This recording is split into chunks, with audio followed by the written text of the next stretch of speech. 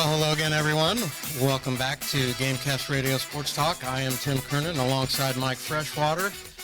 We are coming to you on a Thursday night special here of Gamecast Radio Sports Talk. Mike, how are we doing tonight? I'm doing great. I've taken care of business today, got all my retiree work done.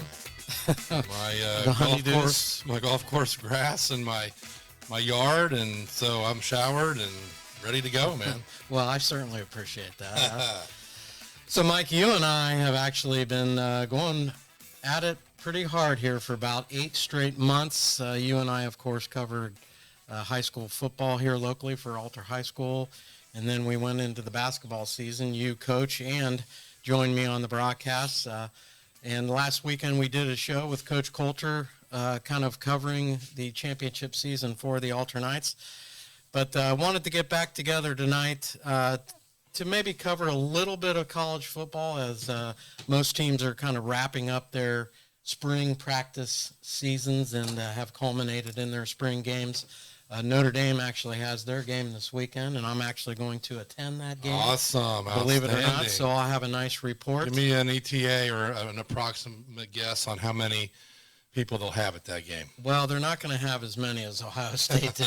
80,000. 80,000. That's incredible. I mean, it is incredible. I don't know if it was free or they were giving away beer or what it was, but 80,000 is insane. I'm not sure I would pay to go watch a scrimmage, but if there's nothing else to do on a nice spring Saturday afternoon, I guess you go and do that. But there were 8 to 10 major colleges that had their spring games. Ohio State had the most at 80, but several of the others were in the 40, 50, 60,000 range. And so a big thirst out there for college football here in the middle of April. Well, they certainly had beautiful weather too, and that doesn't hurt. I know they're expecting a nice day up in South Bend on Saturday. It's going to be a little cool, I think, like in the 50s, 60s. Yeah. But I think it's going to be sunny, and it's not going to be raining. So I would expect up at Notre Dame maybe 40, maybe 50,000. 30 or 40? Yeah. Now, I know there's a pretty positive vibe up there right now. We'll make a side bet. Over-under is 40,000. You going over? I'm going to go over. Over 40,000. All right. We'll make sure to remember that the next podcast. All right. So you're going the other way? No, I don't know what to expect. 40,000 sounds about right. I have no idea what they drew last year. 40 is about half of the stadium. Yeah, and I don't know what else is going on up there, if anything. So wouldn't be shocked one way or the other. But 40,000 is, if that's where they land, is a pretty respectable number for sure. Yeah, and again, I think that the vibe is pretty positive up there. So That's I don't know. It they may not expect guys like me to go to the game, so they may not know how many people are going to show up for that one. But that'll be interesting. I mean, there'll be a lot going on, a lot of things to look for. I wanted to ask you, Mike, though, what do you look for as far as takeaways from a spring game? Because you're not going to get many or any big picture type answers as far as the upcoming season. Yeah, I watched a little bit of Ohio State last weekend, and I don't really have expectations of that. I mean, you want to see the new guys, and of course nowadays there's a whole bunch of new guys. But you want to see how the new guys do, both the transfers that come in through the portal and then the highly touted freshmen. And, the one thing that stood out to me, and I spent more time watching highlights than the whole thing, was, and his name escapes me right now for some reason, the wide receiver from Miami, freshman, a true freshman, was unbelievable. I mean, he was Marvin Harris-like. And I don't know why I can't remember his name, but I expect, after watching that, I expect that dude to be like, really have a really good season. But for me, I mean, it's just to see some of these new guys and what they do, but you can't take a whole lot out of it. The coaches themselves, they have to go back and watch the video over and over and over and slow it down and replay it and all that stuff before they grade everybody out. But, and they're playing each other. But my expectation for Ohio State in their past spring game was the quarterback, the new running back, the new wide receiver, and then the defense in its entirety as a whole, because I've been reading multiple articles now the last couple of weeks where people at the national level think that may be the best defense in the country. And so we'll see. Well, I know you and I talked several times as the last season was kind of wrapping up. We kind of felt, that Ohio State is certainly going to have one of the premier defenses heading into next year. And, I mean, they've only added through the portal. They've only added. Yeah, through the portal and through, new recruits. Right. They've just made it stronger. Yes, they have. They have absolutely. The expectations are through the roof, and Jim Knowles has to be just licking his chops at what he has to work with over there, and not just the starting 11, but the depth that they possibly are going to have, and we'll see.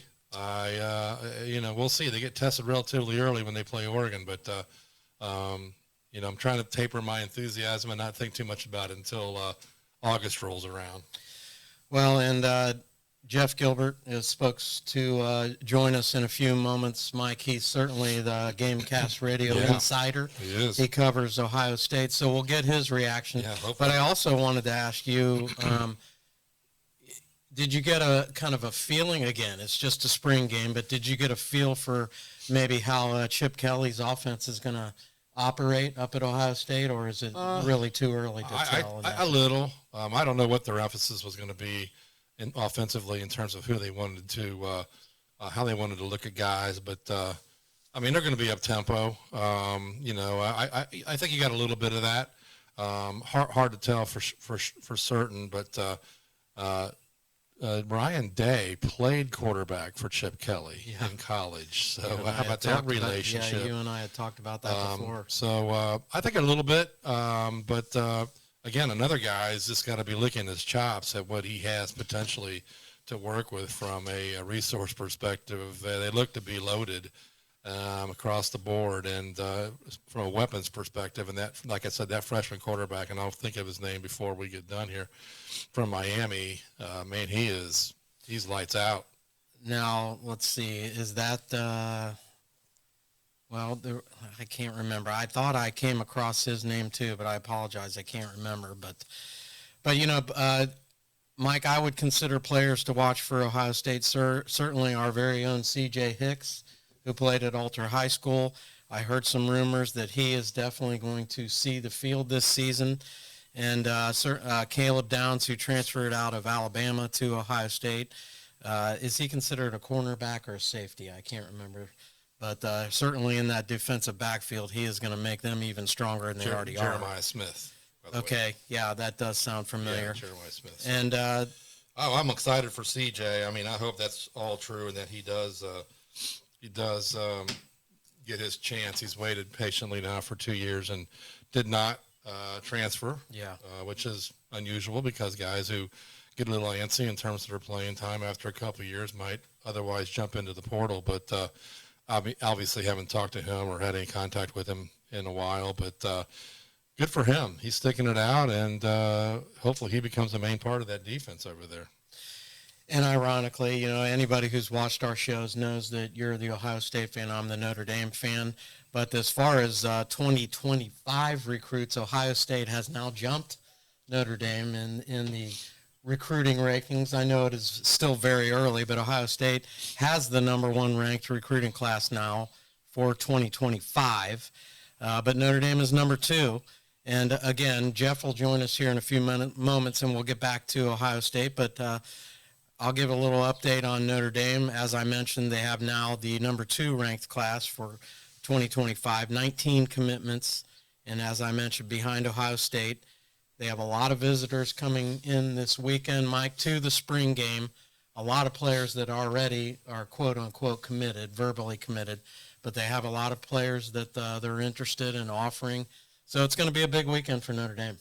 It is, and I could only conclude that their ranking, Jeff, I'm going to call Jeff, their ranking is a sign that they've kind of jumped into the NIL pool a little bit, because that's really kind of what it takes nowadays to come up with certainly a top five recruiting classes. You have to be, unfortunately, you have to be willing to pay guys, and I'm guessing that's kind of what is happening up there. If you know maybe a little better than I do. Yeah, they certainly took their time, if you will, to try to get it right, and they want to do it the right way. They're not into the pay for play. I think that they are, going to set up the NIL program after the players have arrived, which is what I believed was the intent for NIL to start all along. So, believe it or not, Brady Quinn, who was a former quarterback at Notre Dame, is kind of in charge. He's running this program up at Notre Dame, yeah. Well, I don't want to hear all this crap about how much money teams are spending, and Ohio State spent more money than anybody else. I'm sorry, that's the model. Well, get with it or don't get with it. If you're not going to do it, you're going to be left behind. Correct. So until they, make a change, that's the way it's going to be. But the jewel so far for Notre Dame is Deuce Knight. He's a 5-star quarterback out of Mississippi. Certainly they're doing everything they can to hold on to him. But I thought it was interesting, Mike. Notre Dame has some NFL offspring that they've recruited in the past couple of years. A couple of them for the 2025 class, Anthony Sacca, who is a son to Tony Sacca, who played at Penn State. Jerome Bettis Jr. and Bryce Young. Bryce Young is the son of Bryant Young, who was an all-pro defensive lineman at the San Francisco 49ers, and is also, I think he's up to become a Hall of Famer this year. What position does Jerome Bettis Jr. play? He is actually a wide receiver, believe it or not. Oh, my God. Yes. He's probably a big one. He's tall, and he's a lot thinner than his dad. But we'll see what happens. I can't imagine the real Jerome Bettis or the original as a wide receiver, but that kind of happens, Kids end up being a little bit different, and good for him. That's awesome that he has his son at Notre Dame. That was my heyday, Mike. I was a young, late teens, early 20s when Bettis was around, but boy, that was the sweet spot right there. He was tough. When did he become the bus? I think he became the bus when he actually got to Pittsburgh. Yeah, I think so, too. Because he was drafted by the Rams. Yeah. And then he went to Pittsburgh, right, yep. and that's really where he flourished. Yep. So, and I believe, folks, that we are going to be joined now by Jeff Gilbert. Jeff writes for the Dayton Daily News, and he also covers Ohio State football and basketball and baseball, I believe, as well, through PressPros.com. Jeff, are you with us? I am here. There he is. Jeff, I'm standing here trying to think Jerome Bettis Jr., what his nickname will be. Is he the minivan? Or I'm sure they'll come up with something, Jeff. Yes. If he's a wide receiver, he's probably more like a something sleek and fast, like a Corvette or something like that. I would take good and somebody who can catch. Yeah. And especially now, recently Notre Dame has not had the best luck with their wide receiving core. Well, you had a rocket once in the past. Right. I would take another one of those in a New York. Hey, one of the most fun guys to ever watch play college football. It doesn't matter. It doesn't matter if you're a Notre Dame fan or not. Yeah, agreed. If you didn't hear it, Tim's going to the spring game up there on Saturday. I am. Yeah, he told me that. Oh, of course he did. Yeah. He's telling everybody to listen. Well, he's Jeff, got the over on the 40,000 or more people at the game. They're not going to get 80. I know that. So No, they're not. Well, Jeff, what's up, guys? We did discuss a little bit about Ohio State before you jumped on today, but I know you went to the game. Give us your overall feeling about how the game went. I said this to Mike. You're not going to get any big picture answers probably from a spring game, but what was your feeling after that ball game on Saturday? Well, I think I'll start with the quarterback position. I think Will Howard is going to be pretty good. I liked some film. I watched some Kansas State game stuff of him, and then some people have done some film study stuff online. I watched a little bit of that. Just a couple more looking at his decision making in certain instances, breaking down film was impressive to me. Pocket presence. Ryan Day talked about his pocket presence. Just knowing, in other words, knowing what to do at that moment, and being able to feel the rush and look downfield at the same time. And I think he has that. So I think his experience is there. I don't think there's any doubt he'll be the guy. The other guys were inconsistent. I just can't see Devin Brown beating him out. He can beat out Kyle McCord, so I just don't think that's going to happen from a quarterback standpoint. So, go ahead. I was just going to ask you, any names kind of stand out as far performance goes? I know a lot of times in these spring games they kind of divide the roster up, so it's hard to get a real good feel Well, for it was all offense each versus side. defense. Yeah. Offense it was the offense versus the defense the whole time. They didn't have they didn't split it. Oh, They didn't okay. split the offense up. No, it was totally just the offense versus the defense. So the ones mostly went against the ones and twos against the twos a lot, but not 100%. I thought the secondary looked really good. The offense with Howard, they got down in the red zone once in the first half, and he found the one-on-one matchup 3 straight times in the end zone, and the receiver was completely blanketed every time. And this was Ibuka and, the new freshman, Jeremiah Smith, that everybody's salivating about Okay. and everything. So, I mean, it wasn't like he was trying to throw to third-teamers. And so I think that secondary is really, really good. How does Caleb Downs look in an Ohio State uniform? Well, he looks good. He looks good. I mean, he didn't make any plays. There wasn't anything like a play to make for him, but he was there and seemed to be, in the right spot where he's supposed to be and so forth. Like, you didn't notice him. Sometimes a safety, if you don't notice him, that's a pretty good thing. Usually when they get burnt, it's when you notice them. So I think he'll be fine. And, I just think, I tell you, kid that played the most snaps was Aaron Scott from Springfield, freshman. He played 70-some snaps in that. I don't know if that means anything or not, but that was noticeable that he played the most. And so I think he's a guy who's going to be. He's blocked by older guys right now, but I think he'll be a good cornerback there eventually. 2 questions. First about older grad C.J. Hicks. Did he play a lot? Did he look good? What do you think? Yeah, he played quite a bit. I think he was mixing in there and playing a lot. And I think he was fine. Didn't notice anything wrong that he did wrong. I mean, I think Knowles likes him. But Knowles doesn't play doesn't play a 3 linebacker set very often. So that makes it tough because Simon's back and they like him and you got Sonny Styles moving into that position. Right. And so it's tough, but I think he'll play. I think he'll play more this year for sure. I don't know if he'll be considered a starter or not, but he'll play more. I think there's no doubt about that. And what were your impressions of Julian Sane? He was inconsistent. One drive, he just couldn't hit anybody, and then the next drive he was on target. So, played like a freshman in that sense. Made a couple really good throws, and then just threw the ball way behind. Yeah, I think he got intercepted once. Made just was that all on him, or was that a receiver going one way and he thought he was going the other way? I don't know. Right. But he didn't look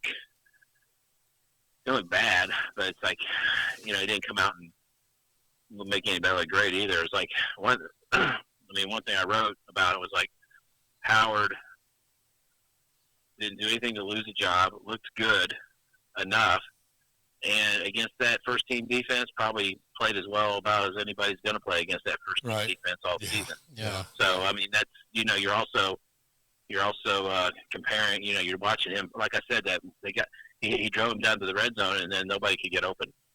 Right. And that's a good sign for that defense. You know how that is.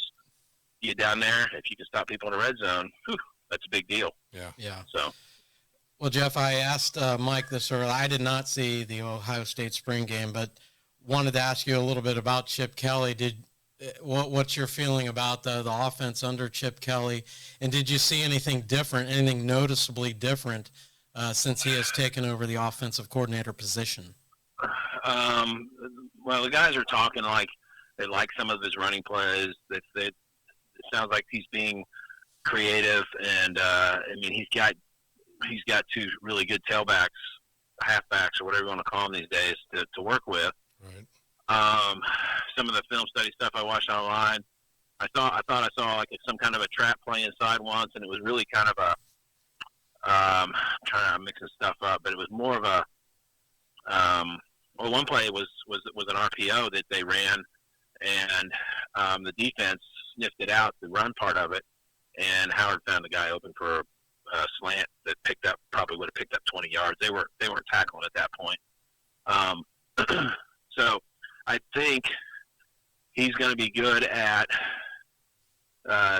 being deceptive, and I think the more weapons you have, the more deceptive you can be, because you don't have to just ride. You don't have to just ride one or two things.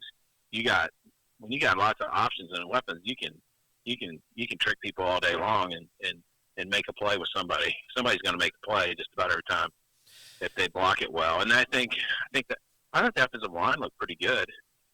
There was one play when against the first team that, and this was that who was it? Somebody came on a kind of a stunt. One of the defensive ends, it was JT Tuimoloau came. He was on the right side. He came around off the stunt wide open to Howard, and Howard just did a really nice job backing up, shuffling, and then hit a receiver before JT could get him. I'm like, okay, the offensive line had a breakdown, which they're going to at times. Yeah. But Will Howard showed that he could make something out of that, whereas Kyle McCord would have got sacked or just thrown it out of bounds. Yeah, that's a good point. Yep. And I thought that was like a key play, because that's all you can kind of do is look for little things, because you're not going to have a whole game body of work to look at and say, so you just little plays like that. I think showed that I think they're going to be good, and I think Kelly's going to be able to mix it up and really, be creative. And at the same time, it's easy, like I said, it's easy to be creative when, who should I hand it off to Travion Harrison, or should I throw it to Emeka Ibuka? It's pretty good options. Yeah, I was just going to say he's got some weapons, thing. Man. But at the end of the day, they're going to have to run the ball. Right, and I've written about that a million times. Yeah. Yep. So hopefully that's something that, and that's all offensive line dependent. I mean, they've got two potential all-league, all-conference running backs, and so it's going to be up to the offensive line to make that happen. And so that's something I don't know if we really got a read on Saturday, but certainly will next.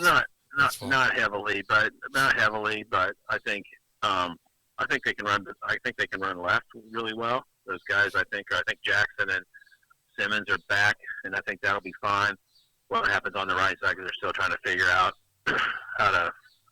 what to do at center, right guard, and right. I think Pryor's going to be a right tackle, but I think McLaughlin will be the center. It's like who's going to be the right guard. Okay. I think is what it comes down to. But I think McLaughlin played well. So. Good.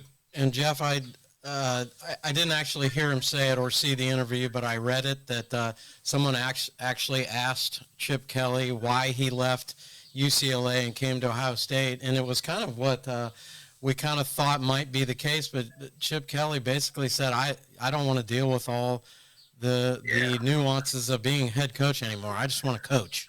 And I thought that was great. I thought it was very honest of him. It was refreshing. Yeah. He said that back earlier right after he got there, the first time they brought him out. The media was there that day, and the first time they brought him out, and he talked about that, and I think that there's a lot of truth in that.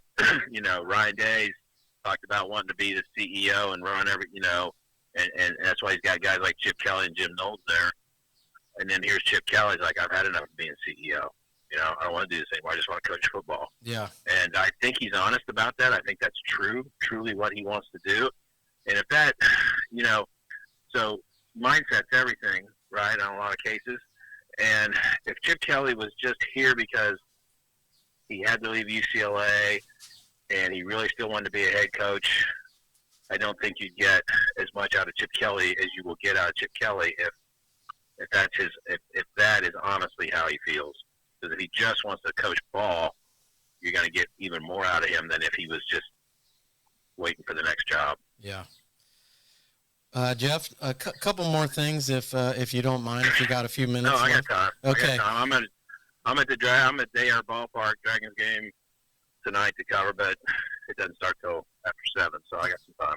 All right, good. Well, the high school basketball season just wrapped up here in Ohio. You, of course, cover that for the Dayton Daily News. But, all season long, of course, we've been telling everybody that Mike and I cover Alter High School, and Mike also coaches for the boys basketball team. He's an assistant coach, and then he, throughout the season, helped me on the broadcast. But the Alternites advanced all the way to the state final and won the game. They beat Maysville. Just kind of wanted not only to get your kind of feelings about maybe the Final Fours that took place at the University of Dayton Arena, but maybe your recap of the season at large. At large?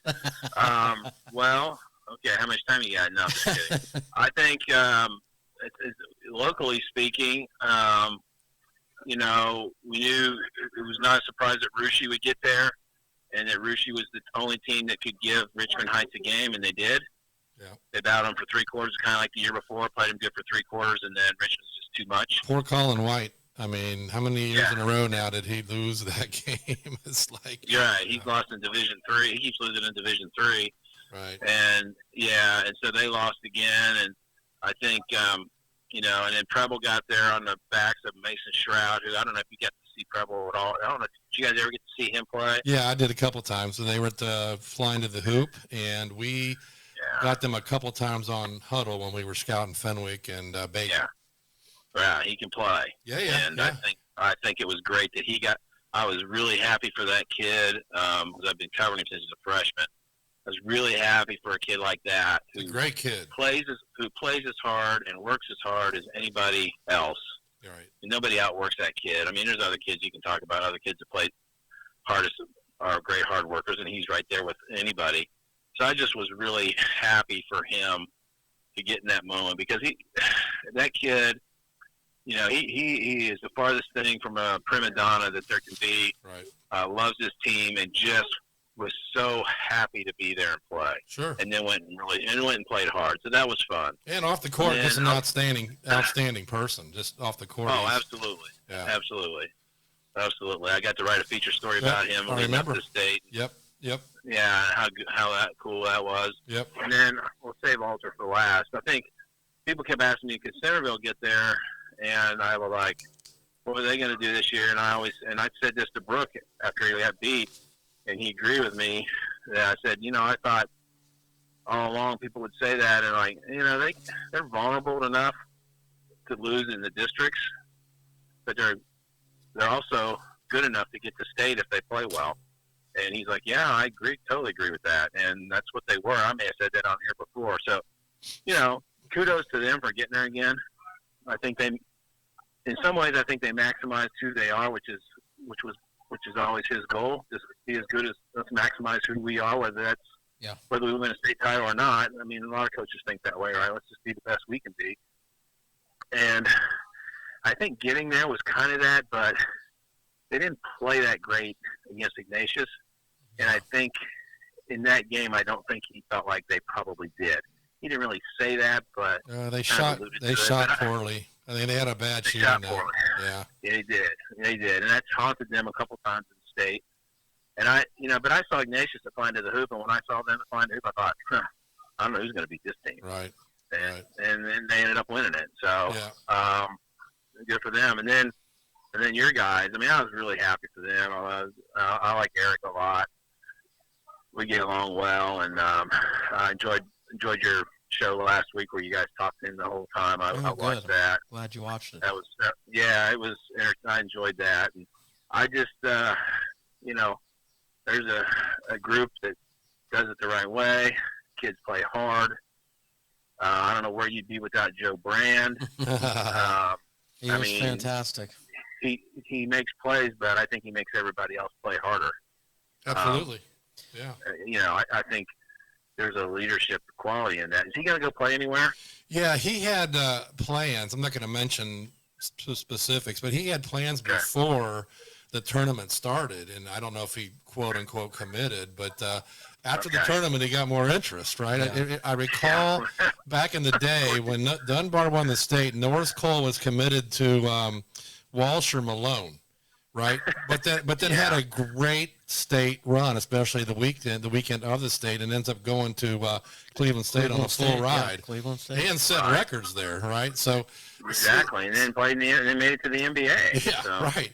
Similar to what happened to Joe. I mean, he gets in front of all those people at UD Arena and just does his thing, right? And all of a sudden that opened up a few more eyes, and he's got a couple more options that are probably a little higher level than what he was quote unquote settling for by the end of the season. And so he told me he's going to keep me posted on what he decides. But a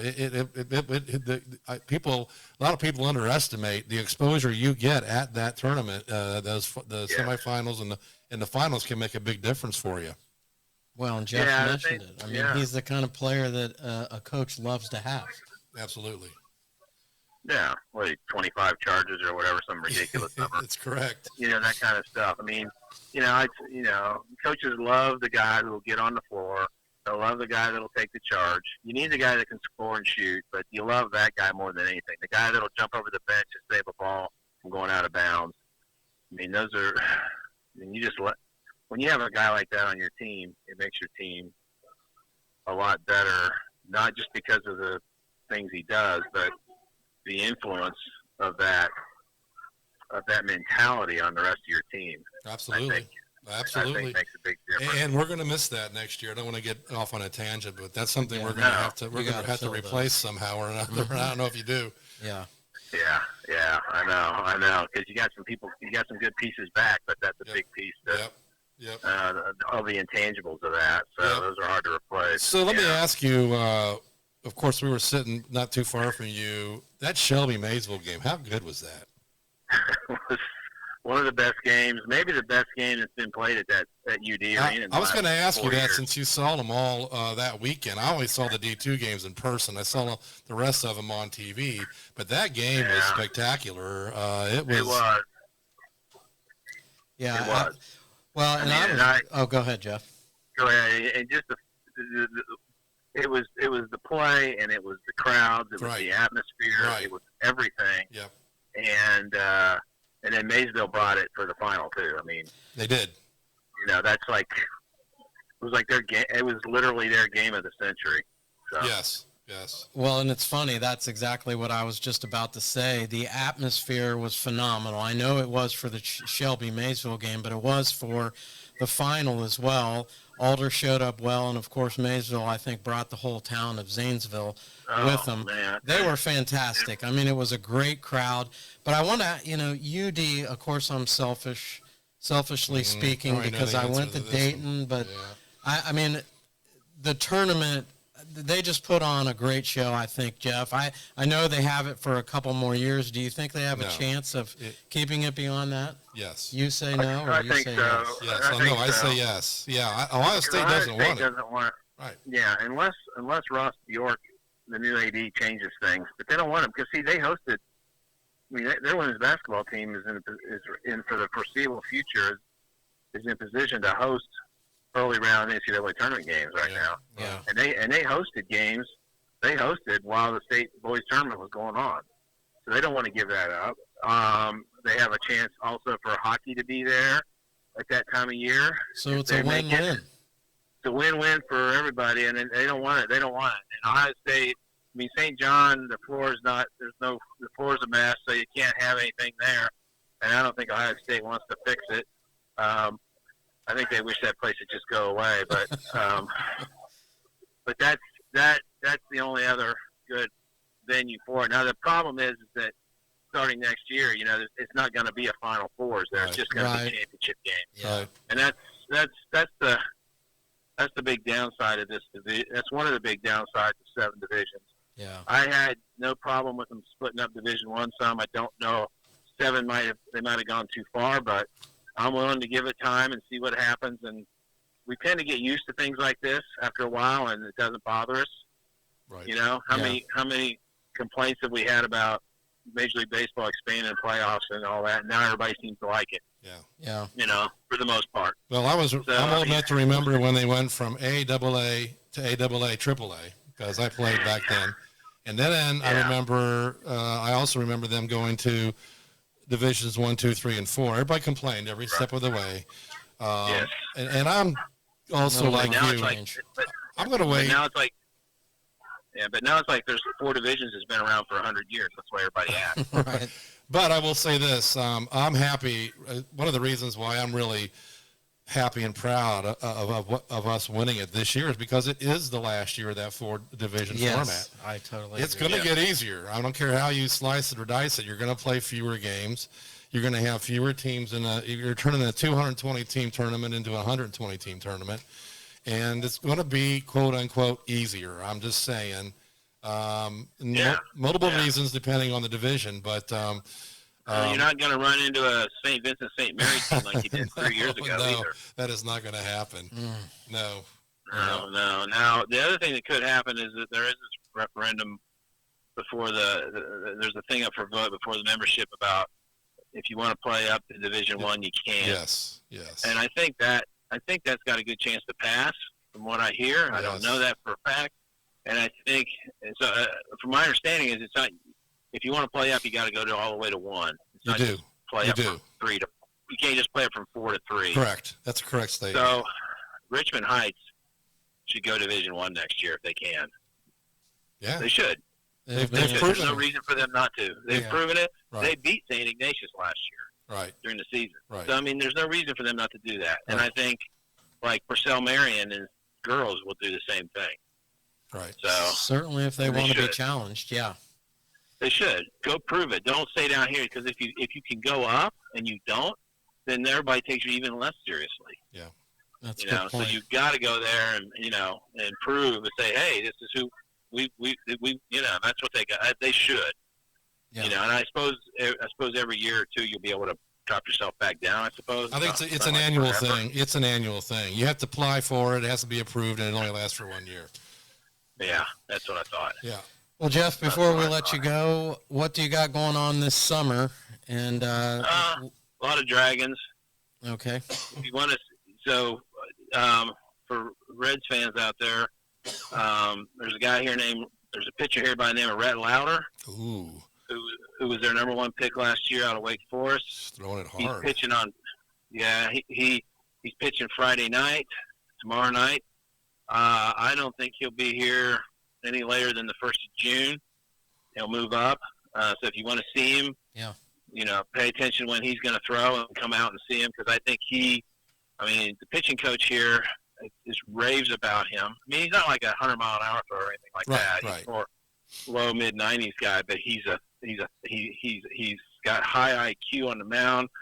He's just really, really good. And he pitched in their opener, and he dominated. He gave up 1 run in a road game last week, and then he's pitching tomorrow night. And the other guy, and then they got some good bats, young bats. They got a kid named Cam Collier, who I just talked to today. I'm going to write something about. His dad played in the majors, was a journeyman type of player. So it's probably not a name you know, but he's 19. He doesn't turn 20 till November. He hit in every game this year until last night. He's already got 3 homers. He's a left-handed hitting third baseman. He was our first-round pick years ago. So those are, and then there's some other guys that are good too, but those are the 2 names that stand out to me so far. And so I think they're going to have a good season. If you remember, Josh Harrison played for the Pirates mostly. Yep. Princeton kid. From Princeton. His older brother, Vince, who also played at Princeton, is the manager. Oh, really? Yeah. He played at Princeton and played at UK, basketball and football, or football and baseball at UK. So Vince played in the minor leagues for a long time. They were made to the majors. He's been in the coaching the Reds organization for a few years, and he's the manager this year. He's a good dude. And he's loving being the manager here because he lives down around like Westchester somewhere. Yeah, nice. So, and Josh will be here some because Josh is with a team right now.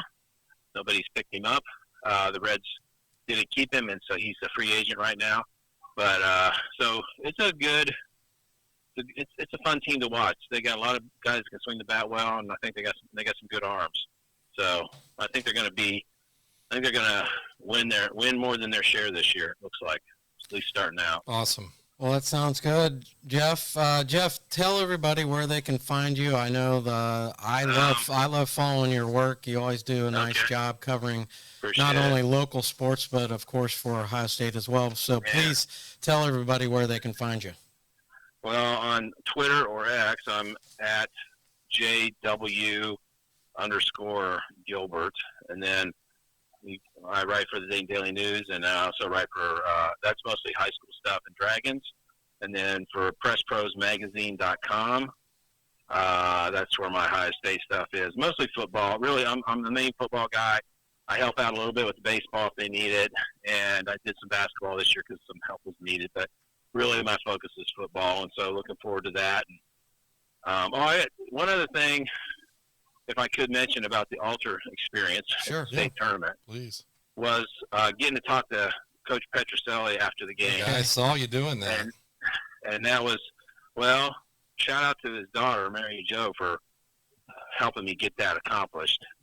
She helped me get that accomplished. And then, of course, I got to, I wrote a follow-up piece about Eric and Coach Petro. Right. And really enjoyed getting to write that story as much as anything. So That's fantastic. it was really fun to talk to him. I'd never met him before. And of course, when I was a kid growing up, I would go to UD Arena and watch regionals and districts and see him coaching, right? And coaching great teams. So it was just a real, it was a blast to just get to talk to him, and he was great. One of his favorite things, and I don't know if he mentioned it to you, was he likes to tell everybody he's the second winningest coach of UD Arena history.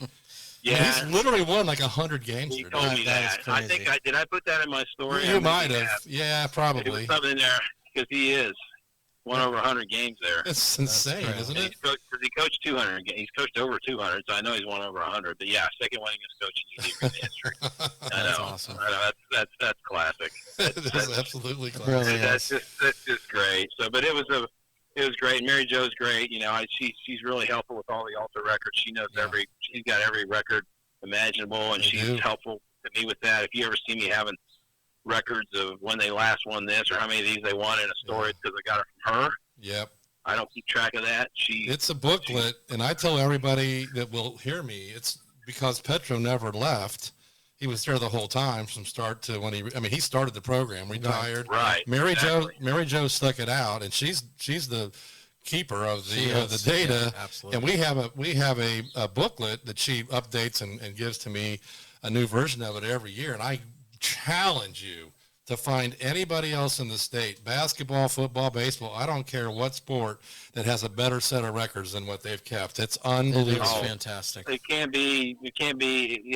only be equaled maybe, but not top. Fathers and sons scoring, brothers scoring. It's pretty cool. Really? All kinds of crazy stuff. I'll send you a copy of it because and then she does the same thing for the GCL website. There's a records tab out there on our website. If you go out there, it's got the whole history. I've seen that. She does that. She does that. Yeah, it's insane. It's great information, and we're fortunate. Our football program doesn't have those kind of stats because they didn't have the continuity with the coaches, and so things kind of slipped through the cracks over the years, and so it's unbelievable, and we're lucky to have it. Well, Jeff, go ahead. Well, I'll be looking. I'm glad Coach Petro was there to see this.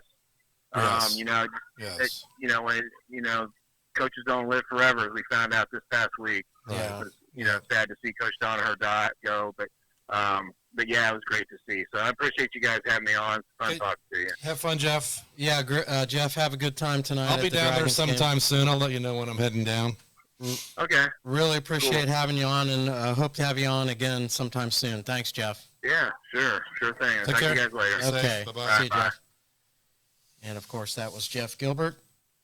Covers Ohio State football for PressProsMagazine.com and also writes for the Dayton Daily News here in town. So, Mike, always great to have Jeff on. It is great. He's everywhere, man. He's quickly becoming Mr. Ubiquitous #2. He is everywhere. He was at UD Arena that whole weekend. He was. Just creating tremendous amount of really good content. And we're fortunate, a couple of years ago when I actually went over and talked to him and started our little relationship with him. And we're fortunate that we've gotten a little closer with him, and he's able to join us like he does on here. And he's fantastic, man. And people forget, or maybe you and I don't, but that's not his main job. He is a professor, a journalism professor at Cedarville. That's his day job. He does all this other stuff on the side. It's crazy. Yeah, I don't know how he finds time, but he is. He's everywhere, and I don't know how he does it. He must have like Star Trek powers. He can just show up somewhere. He's talented. He's really talented. Well, Mike, we have just a few minutes left. Wanted to touch base a little bit on the NFL draft that's coming up. Of course, you're a Browns fan. I'm a Bengals fan. But do we agree on anything? Probably we agree on a lot of stuff. I mean, not do we have common teams? Reds, Reds, and that's probably about it. Dayton basketball. Well, UD basketball, absolutely. All right, we do have some common ground. But I wanted to ask you what you thought, were the most needs, or what was the number one need for the Browns? I know the talking heads had a few ideas of where they wanted the Browns to go. Well, first of all, they don't have a first round draft pick. They gave a lot of draft picks away to Houston to get Massage Watson, but they need to bolster their interior defensive line, create some depth there. I think they need a little depth at linebacker. I do think they could use a little depth at offensive line, and I would anticipate if they have a chance to pick somebody they really like to get a good, premium wide receiver, just because Amari Cooper is heading into his free agent year. And so they're going to need to probably prepare for that a little bit. They traded and got Jerry Jeudy, who I think is going to be really good. But, so I think interior line, look for them to get a couple dudes there, maybe a linebacker or two, maybe an offensive lineman or two, and maybe if they can get a really good wide receiver, and maybe it's a middle round dude, I don't know. But I think they'll bolster their wide receiver crew a little bit, especially if they can get someone highly rated early. To me, that's kind of where they're going to go. They're set just about everywhere else. And I mean, you pretty much nailed it as far as what the pundits are saying. Offensive tackle, linebacker, and defensive line are what they thought were the biggest Brown needs. For the Bengals, I think it's offensive and defensive tackle. I think they need a cornerback, and they need to add some more depth at wide receiver because they're going to lose Boyd. I think they put the franchise tag on T. Higgins, and I think he has said he's going to play. He's not going to hold out. Right. So I would guess they're probably going to lose him after this year. Yep. But I think they need to fill that void that Boyd is going to leave, because Higgins does have a tendency of getting banged up a little bit during the season. Yeah, and everybody wants to be deep at wide receiver, not just with numbers, but with quality. And the Bengals have been known for drafting really good wide receivers for years now. And look at the guys they've got now. So I would agree with you. I'd expect them to get somebody pretty good at that position early if they can find somebody that somebody comes to them, lands in their spot that they really like. Well, they do have the 18th pick, and then they'll have the 49th, 80th, the 97th, and then a couple more. Is there a more over? I know what you're going to say. Overhyped thing than the NFL draft. It is all marketing. I'm telling you, ridiculous. They space things out. Man. It really is, and I was going to ask you about that too. Bull crap too. I like watching maybe the first round, or maybe like the first 10 picks. But you're exactly right. I mean, it is overhyped, but it's all marketing. I mean, well, you've got all these agents out there putting crap out, and then you got teams, putting crap out, and nobody knows who's people. There are guys predicting trades and all this business. I mean, they've consumed the last 3 or 4 weeks, national radio and ESPN and Fox on TV have consumed a tremendous amount of bandwidth talking about the NFL draft. It's just the most overhyped thing, and I'm not a big fan of it. I just like, okay, all right, back in the day, I would just wait till the paper came out the next day, and I'd look at who they got. But sorry, I'm not that big of an NFL fan to get that fired up on the draft. But, I know where the Bengals were picking, so I'll maybe channel surf and then go back when I think they're going to pick. Now they're holding these things in these venues where tens of thousands of people are showing up for the weekend. They're selling out hotel rooms. It's insane, and they all dress up. And they all dress up and act like idiots. I don't know. It's the most overhyped, meaningless, weekend of sports that I can think of. Well, and they do have the regular crew, and now they have the college football crew, and they've added Saban. They've added Saban to the commentary. Fox, I believe, has added, or no, Pat McAfee is going to do a thing, and he's got Bill Belichick that's going to be on with him. So, yeah, there's no shortage of opportunities to watch and listen to what goes on. Yeah. Where is it this year? I don't even know. It is in Detroit. It is in Detroit, Okay, so well, they're moving it around. I'm not driving up to go there. You are absolutely right. It is really a hyped.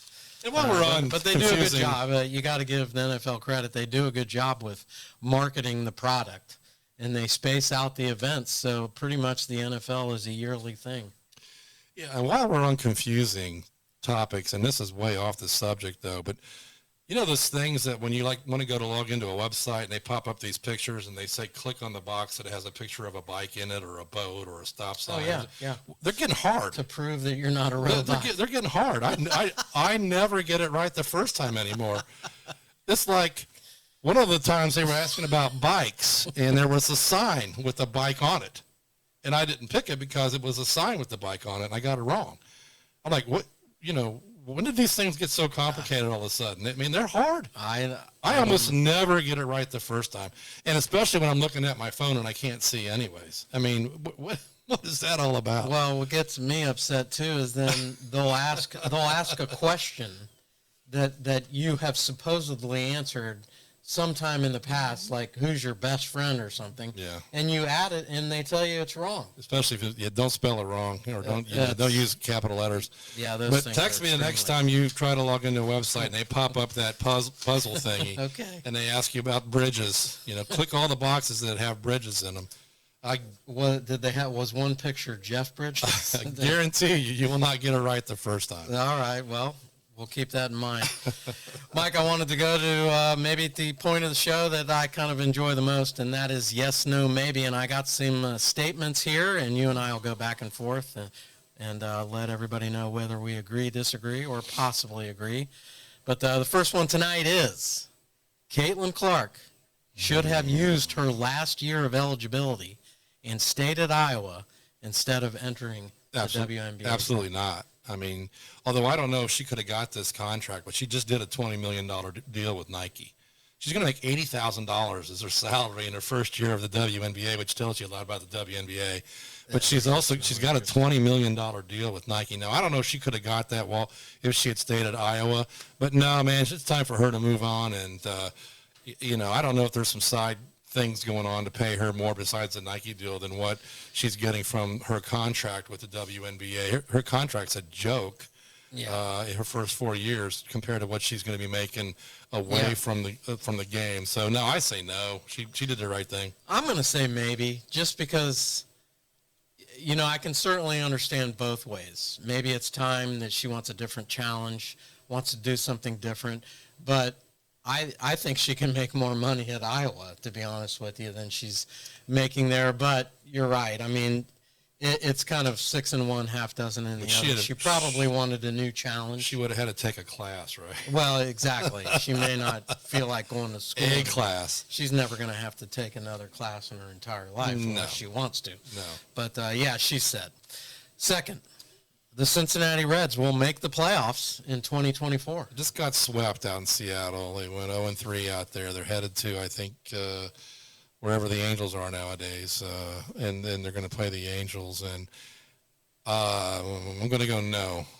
Their over-under number in terms of what Vegas set that at the beginning of the season was right around 80.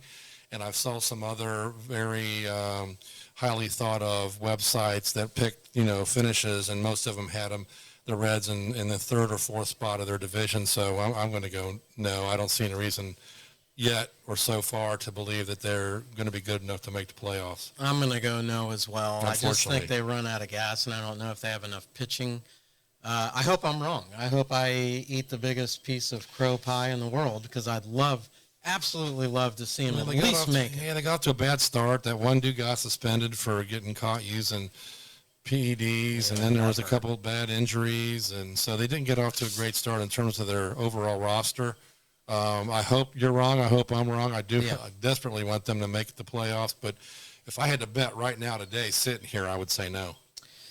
Third statement, this one's a little bit ambiguous, I would say, but we'll go with it. The portal and NIL will ruin college athletics within 2 years unless something is done very quickly in regards to oversight?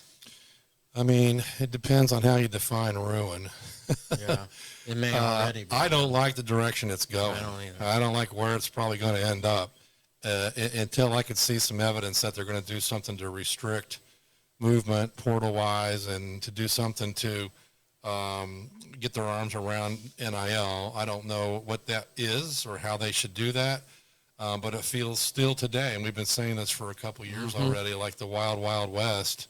I can't even keep track. There's like, how many kids are in the portal for basketball now? 2,000? It's insane. Or some ridiculous number. And I don't like the direction it's going. And I'm not going to say it's going to ruin stuff, but it's certainly not going to look anything like it did 5, 10, or 15 years ago. It's hard for me to answer this because I think it is going to be ruined unless they do something. And I don't know. You hear rumors that there are committees being put together to try to figure out some way of having some oversight, but I think the NCAA has pretty much made themselves irrelevant at this point. But I don't think NIL was meant to be pay for play, and that is exactly what's happening right now. You and I talked a little bit about it earlier in the show. But you're right. You made a statement. If you're not doing it, you're going to fall behind and you're going to be left in the dust. And I hate the notion, and I'm an Ohio State fan, and I'm okay with what they're doing, but I hate the notion that you can, quote unquote, buy a roster, football or basketball. I really wish there was more like a salary cap, right? I mean, the salary cap kind of levels the playing ground. I wish they had some kind of concept like that. But I mean, for now, it is what it is, and if you can't afford to participate or willing to do it, then you're not going to win. So, Final one for the night, Mike. Augusta National, where they play the Masters, is the greatest golf course ever designed. I mean, there's some that are pretty nice out there internationally, but just in terms of the whole format, what it looks like, how it plays, in the tradition and history behind it, I'm going to say yes. Yeah. It's got to be the most famous golf course outside of Europe. I mean, some of those over there. Yeah, but I'm going to go yes. I mean, it's hard to argue with it, and it's a tough course. These guys aren't, they moved the tees back this year, made it a little bit harder. And the putting is incredibly hard I never seen so many missed 6-foot putts in my life. And these are the best putters in the world. So I agree. I think it's design, everything about it, the aesthetics, all of it is the best. Yeah, I will ditto everything that you just said. And the fact that they play the Masters at Augusta every year, it's the only major tournament that's played at the same location. I think it is such a beautiful course, and it's such a neat course because it presents challenges. It allows you to take risks, but I just think it is, and especially since it is an inland course. It's not on a coast. The beauty is just unbelievable, but I think it is the greatest course. In terms of watching it on TV, man, they got to do something about that theme music. I mean, I can't help but think about a funeral home when that music comes on. Well, it's tradition. When I walk into a funeral home, I think of the Masters. Unfortunately, it might be tradition. I mean, they need to upgrade it, make it a little bit more upbeat and not so funeral home like. Yeah, it's like everything else. Everything's tradition there. So I don't give them a call, Mike. Maybe they'll. I'll have to look at my Spotify list and see if I can come up with some new suggestions. Yeah, and I did put kind of together a real quick list though of other courses that I thought were beautiful. Pebble Beach, certainly. The Old Course. Over in, I think that's in Scotland, if I'm remembering correctly.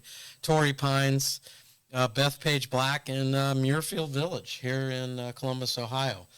Some other just beautiful courses here that I think certainly could compete with Augusta National, but for my money, Mike, it's Augusta National.